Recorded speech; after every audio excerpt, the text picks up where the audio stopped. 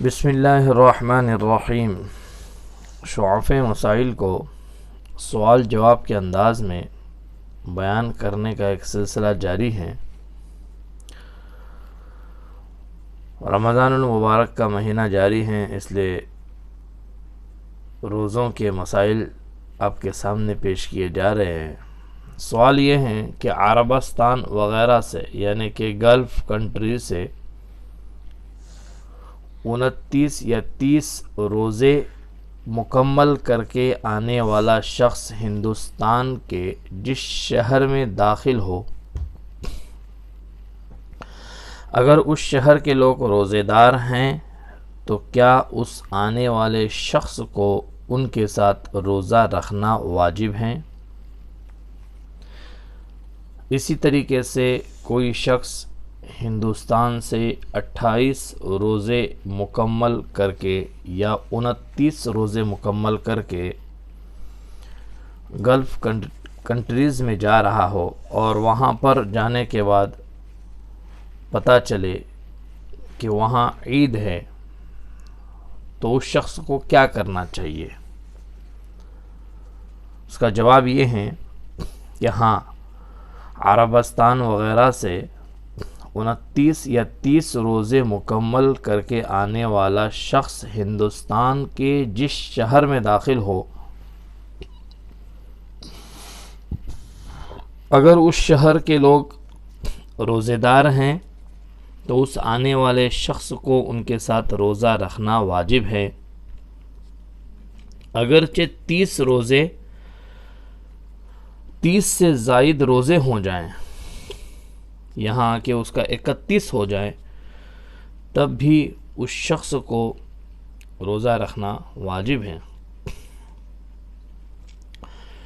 اور اگر روزے دار نہیں ہے، یعنی عید کا دن ہے، جیسے یہاں سے وہاں جانے کے بعد، تو اس شخص کو ان کے ساتھ افطار کرنا واجب ہے، چاہے 28 روزے مکمل کر کے اس شہر میں داخل ہوا ہو،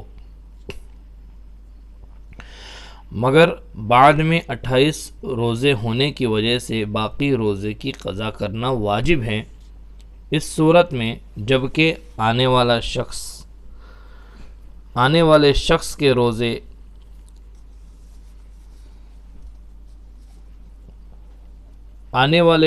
روزے کے اعتبار سے عید 29ویں روزے کو پڑی ہو،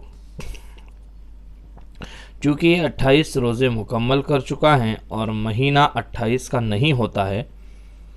اس کے برخلاف اگر 29 روزے مکمل کر کے داخل ہوا ہو اور 30ویں روزے کو عید پڑ جائے تو پھر اس پر قضا کرنا واجب نہیں ہے، چونکہ 29 روزے مکمل ہو چکے ہیں اور مہینہ 29 کا ہوا کرتا ہے۔ سوال ہے، ماہ رمضان میں آدمی فوت شدہ عشاء کی نماز فجر سے پہلے ادا کر رہا ہو۔ ماہ رمضان میں کوئی شخص فوت شدہ یعنی قضا عشاء کی نماز فجر سے پہلے ادا کر رہا ہو اور اسے دوران نماز یاد آ جائے کہ میں نے روزے کی نیت نہیں کی ہے اور وقت بھی تنگ ہو، کہ اگر نماز توڑ کر روزے کی نیت کرتا ہے تو نماز کا وقت نکل جاتا ہے، اور اگر نماز کو مکمل کرتا ہے یا نماز کی تکمیل کرتا ہے تو نیت کا وقت نکل جاتا ہے۔ کیا ایسی صورت میں نماز کو توڑنا اور نیت کو چھوڑنا جائز ہے؟ جواب، مذکورہ صورت میں نماز کو توڑنا اور نیت کو چھوڑنا جائز نہیں ہے، بلکہ اس پر واجب ہے کہ دوران نماز میں دل سے روزے کی نیت کر لے۔ مذکورہ صورت میں نمازی کو نماز توڑنا اور نیت کو ترک کرنا جائز نہیں ہے۔ اب سوال ہے، کیا اپنا لعاب یعنی تھوک نگلنے سے روزہ باطل ہوتا ہے؟ جواب، نہیں، اپنا لعاب یعنی کہ تھوک نگلنے سے روزہ ٹوٹتا نہیں ہے، باطل نہیں ہوتا، چونکہ اس سے بچنا مشکل ہے، دشوار ہے۔ البتہ دوسرے کا لعاب نگلنے سے روزہ باطل ہوتا ہے۔ اپنے علاوہ کا لعاب نگلنے سے روزہ باطل ہونے پر علماء کا اتفاق ہے۔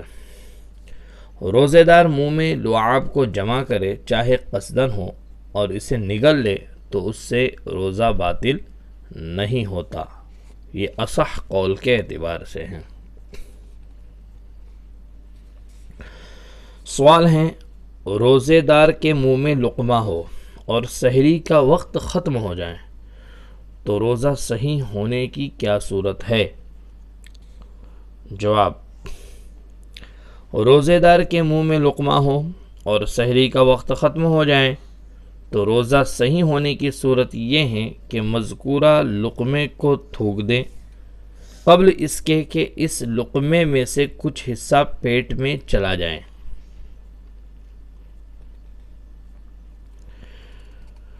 تو پیٹ میں چلے جانے سے پہلے اگر تھوک دے، نکال دے، تو اس کا روزہ صحیح ہوگا۔ سوال: روزے دار کے دانتوں میں جو کھانا باقی رہ گیا ہو، اٹک گیا ہو، اگر وہ پیٹ میں داخل ہو جائیں تو کیا روزہ باطل ہوگا؟ جواب: نہیں، روزے دار کے دانتوں میں جو کھانا باقی رہ گیا ہو اگر وہ پیٹ میں داخل ہو جائے تو روزہ باطل نہیں ہوگا، بشرط کہ روزے دار اس کو دانتوں سے جدا کرنے اور تھوکنے سے عاجز ہو، اور اگر عاجز نہ ہو تو باطل ہوگا، کیونکہ اس صورت میں یہ معذور اور عاجز نہیں ہے۔ سوال جواب کے انداز میں کچھ مسائل آپ تک پہنچائے ہیں۔ آپ سے گزارش ہے آپ سنیں، اپنے دوست احباب رشتہ داروں تک اس کو پہنچائے تاکہ لوگوں کو مسائل کا علم ہو اور اس پر عمل کرنا آسان ہو۔ جزاکم اللہ احسن الجزا۔